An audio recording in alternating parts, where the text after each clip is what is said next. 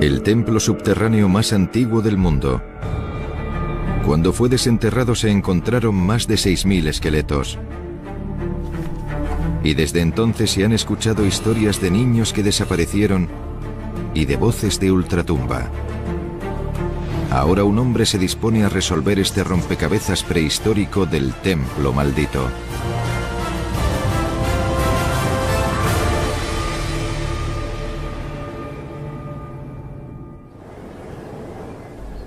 Cámara de los Huesos de Malta. El profesor Ronald Hutton, un historiador atraído por las religiones antiguas, está viajando desde Sicilia hasta las diminutas islas de Malta, en el centro del mar Mediterráneo. Se dirige allí para investigar un extraño templo subterráneo, que los arqueólogos creen que data de mucho antes de las pirámides y Stonehenge. El templo es único. Los arqueólogos no conocen ningún otro templo prehistórico subterráneo. Además, ha habido informes de cosas que pasan allí que parecen desafiar cualquier explicación. El profesor reserva un hotel y se dirige al lugar.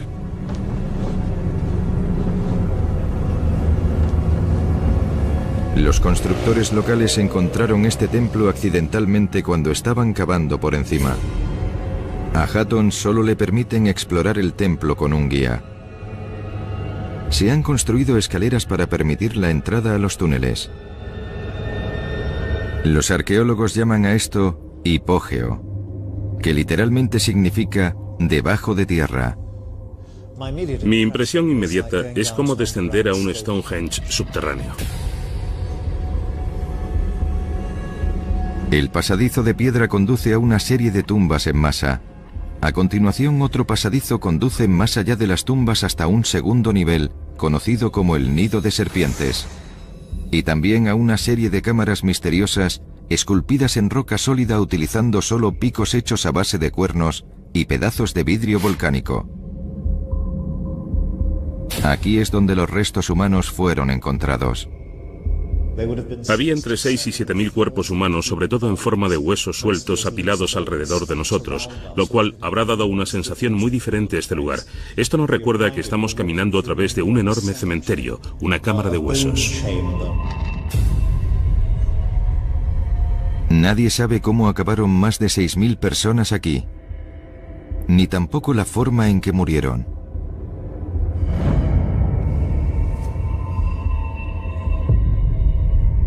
Estoy mirando ahora a una cámara lateral que no tiene un suelo, solo un arco.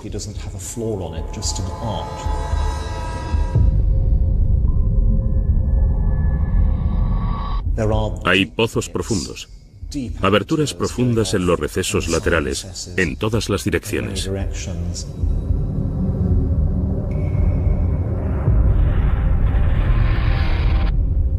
Esta es la pesadilla de un niño. Quizá la pesadilla de un niño hecha realidad.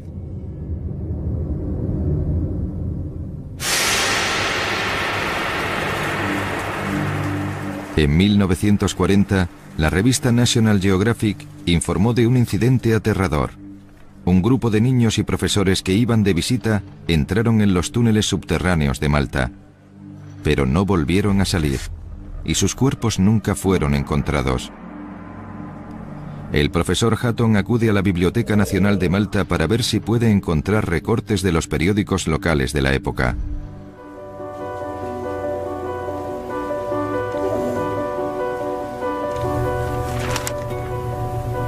La trágica desaparición de los niños debería haber sido una noticia importante. Pero también es el tipo de historia que a los habitantes de una pequeña comunidad no les gusta divulgar demasiado. La bibliotecaria Joan Siberras se une a la búsqueda.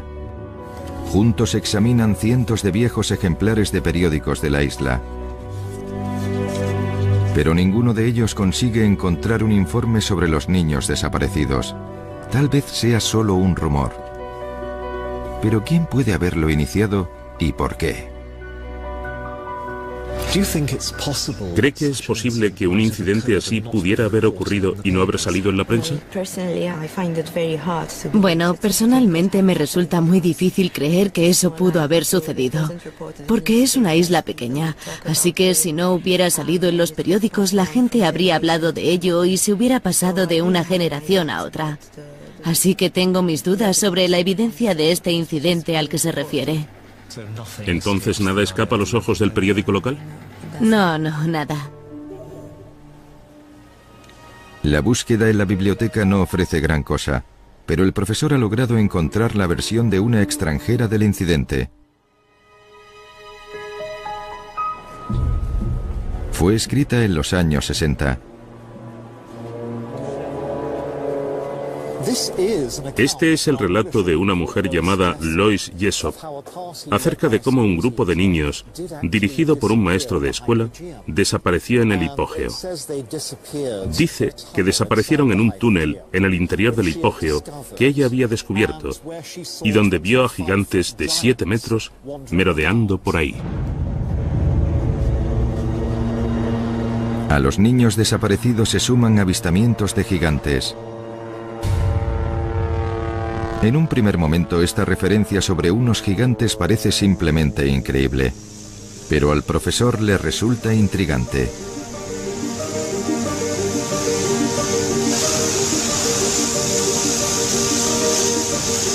Ha venido al puerto para ir en avioneta a la cercana isla montañosa de Gozo.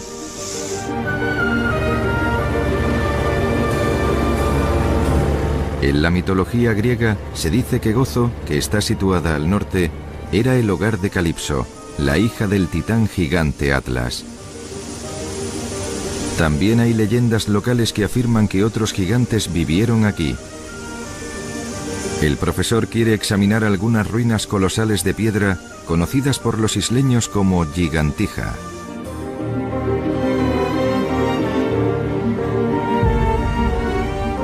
Se dirige a la parte superior de uno de los picos rocosos de Gozo con el escritor nativo Anton Attard. Attard creció escuchando los cuentos de gigantes. ¿Por qué se les llama Gigantija, las torres de la giganta? Bueno, se mantuvieron en pie durante varios miles de años. Y la gente de Gozo se preguntaba quiénes podrían haber construido una estructura tan monumental.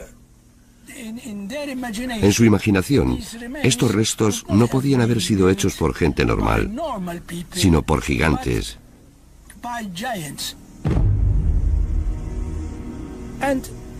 La historia cuenta que una vez vivió en Gozo una giganta que llevaba las piedras sobre su cabeza.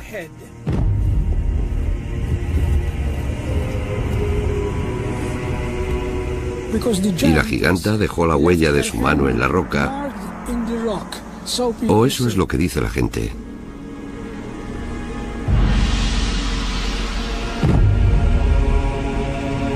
Attard es escéptico, no solo sobre la historia de los gigantes, sino también sobre la desaparición de los niños. Esa historia no solo se cuenta refiriéndose a este lugar, sino también a otros lugares de Malta. ¿De dónde viene esta historia de los niños desaparecidos si se cuenta en tantos lugares? ¿Cree que sucedió de verdad? No, yo no creo que haya sucedido nunca. En mi opinión, estas historias se cuentan para que la gente no se aventure dentro de esas cuevas. No vaya allí, porque una vez se pierda, no volverá a salir.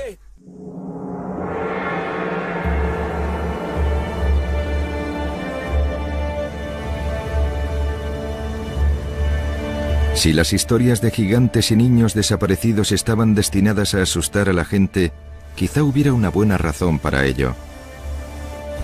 Después de todo, el templo subterráneo fue descubierto lleno de más de 6.000 esqueletos humanos. Hatton quiere seguir otra pista. Cuando el templo fue excavado, se encontró una pequeña figura tallada entre los esqueletos. Parece representar a una mujer que o está dormida o posiblemente en un estado de trance.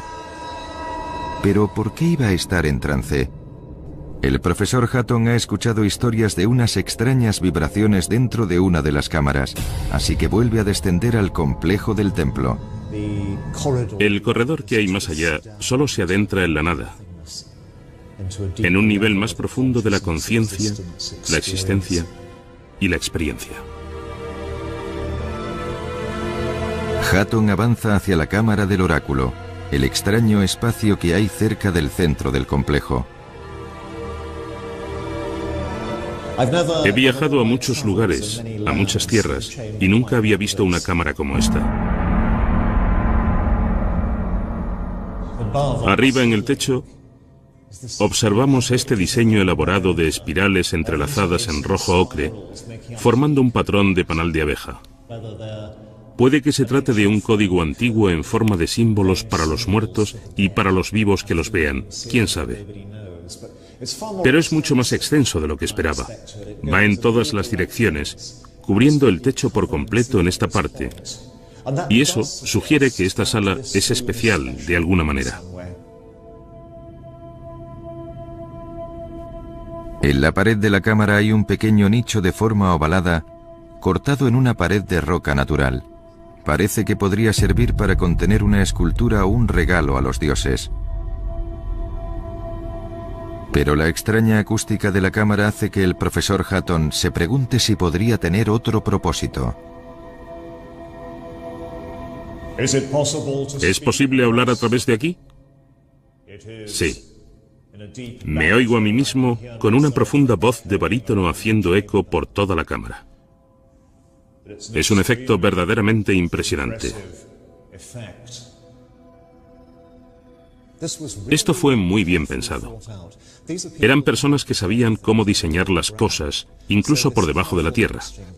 Así que esta mezcla cuidadosa de efectos naturales y artificiales tiene que haber sido deliberada.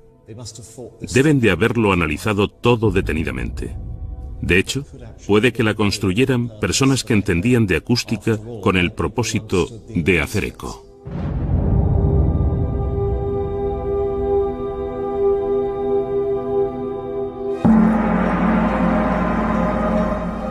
Tras volver a la superficie, el profesor Hutton oye hablar de un ingeniero de la Universidad de Malta que ha llevado a cabo un análisis de la acústica de la cámara.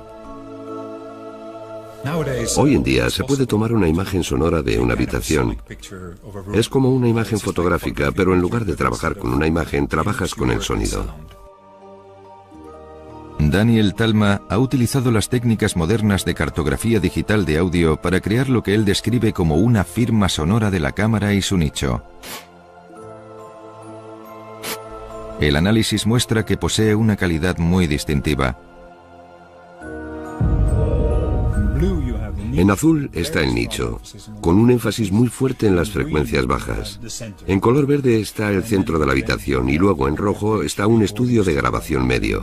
Aquí puede ver fácilmente que el hipogeo hace hincapié en las bajas frecuencias.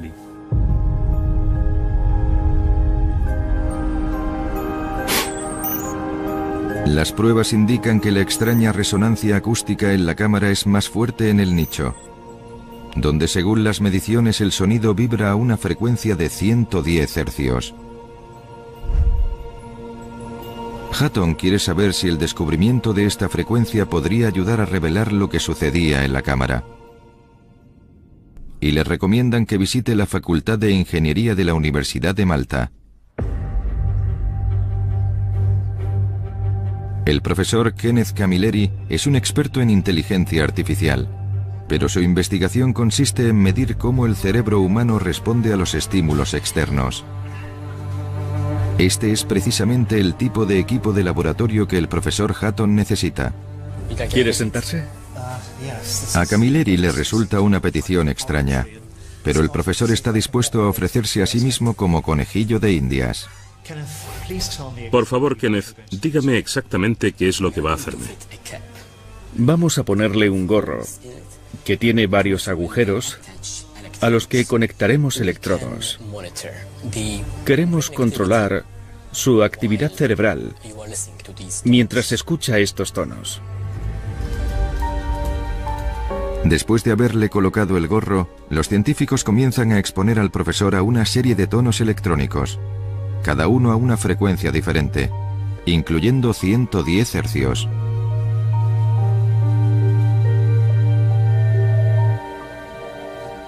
Los instrumentos vigilan su cerebro para medir cualquier cambio significativo en la actividad cerebral.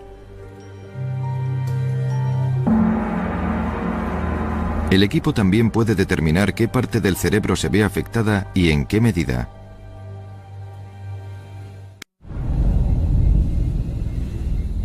El cerebro del profesor, cuando se somete a la mayoría de las frecuencias, no muestra ninguna reacción significativa. Pero cuando el tono alcanza los 110 hercios, los números comienzan a moverse. Como puede ver, si nos centramos en la región temporal izquierda, podemos apreciar unos cambios graduales a partir de los 110 hercios.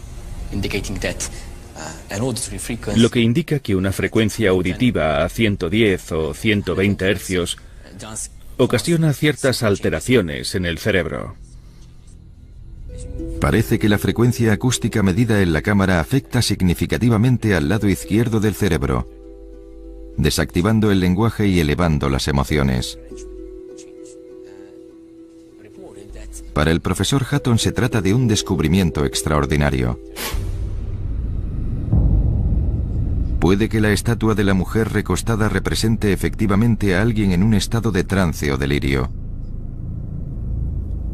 Sin embargo, Hutton aún no está convencido. Hay un problema. Estos son tonos sintéticos, ¿no? Exacto. Los tonos que usted ha oído cuando estaba sentado en el sofá son puros tonos sintéticos. ¿Y se diferencian de una voz humana real? En gran medida.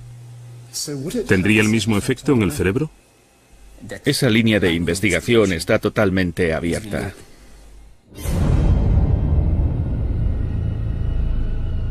Fuera lo que pasaba en esa cámara prehistórica, los sonidos que se hicieron en ella no eran electrónicos. El profesor Hutton necesita una voz humana. Una frecuencia constante de 110 hercios está dentro del rango vocal humano. Decide pedirle ayuda de nuevo a Daniel Talma, que ha traído a un barítono profesional a su estudio. Una vez más, se trata de una petición inusual. ¿Podría ser esto algo así como el sonido del canto de un sacerdote prehistórico presidiendo una sepultura o el sacrificio ritual entre los esqueletos de la cámara? Hutton quiere escucharlo con la acústica de la cámara. Y Talma ha intentado reproducir el efecto combinando la voz del barítono a 110 hercios con la firma del sonido del nicho de la cámara. Primero, como ejemplo, dejo la acústica de un estudio normal. Ahora voy a cambiar a la del nicho y se va a sorprender con el cambio. Es impresionante. Sí, voy a subir un poco el volumen para que lo pueda escuchar con claridad. Nadie ha descubierto aún el verdadero propósito del templo prehistórico de Malta. Pero el profesor Hutton se siente cada vez más cerca de descubrirlo. No sabemos lo que representa este sonido fantasmal, pero para él tiene un efecto hipnótico. Sí, podría llegar a creer que esas son las voces de antepasados lejanos o de dioses. Tengo una pregunta difícil. ¿La acústica podría haber funcionado de la misma manera cuando el suelo de la cámara estaba enterrado a medio metro de profundidad en una tierra que contenía huesos humanos? Bueno, supongo que cambiaría un poco, pero afectaría principalmente a las frecuencias altas y medias, suponiendo que el suelo hubiera sido muy suave. Podría haber sido un sonido un poco más oscuro de como suena ahora. Bueno, en un espacio normal esto sería muy relajante, pero yo no estaría en un espacio normal. Vamos a tratar de simular esa situación. ¿Puedes subirlo un poco? Dios mío, sí. ¿Sí? Sí que es notable. Descender a este inframundo mortal podría haber afectado la mente y los sentidos de las personas. Tal vez este fuera su oscuro propósito. Imaginemos que estoy en un espacio ligeramente iluminado por una lámpara trémula, como mucho, y de repente me veo rodeado de miles de seres humanos muertos. Posiblemente por primera vez en mi vida, así que tendría los nervios más tensos que las cuerdas de un violín. Es una experiencia totalmente inusual. El canto de los sacerdotes rodeados de huesos humanos.